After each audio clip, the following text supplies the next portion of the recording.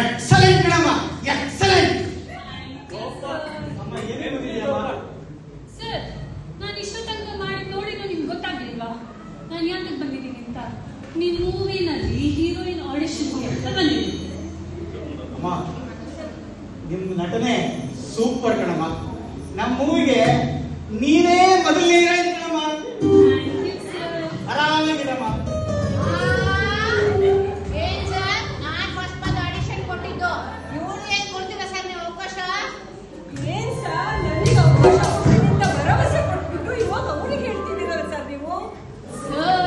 ಈ movie heroine ನಾನೇ ಹೇಳ್ಬೇಕಾನೆ. ಇಲ್ರಮ್ಮ, ಇಲ್ರಿ, ನಮ್ ಡೈರೆಕ್ಟರ್ ಬರ್ತಾರೆ, ಅವ್ರು ಏನಾದ್ರು ಡಿಸಿಷನ್ ತಗೊಂತಾರೆ. ಅಸಿಸ್ಟೆಂಟ್ ಡೈರೆಕ್ಟರ್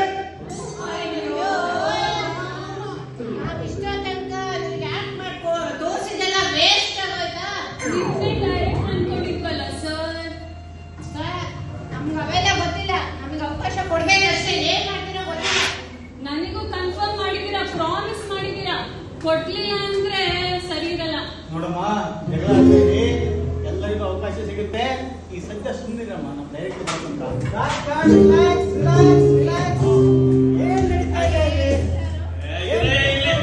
ನಮಗಾಗುತ್ತೆ ಇಲ್ಲ ನನ್ನಲ್ಲಿ ನನ್ ಗೋಪಾಲ ಅಂತ ಬಂದ ಓರೇ ಸೈಡ್ಗಲ್ಲಿ. ಅಯ್ಯೋ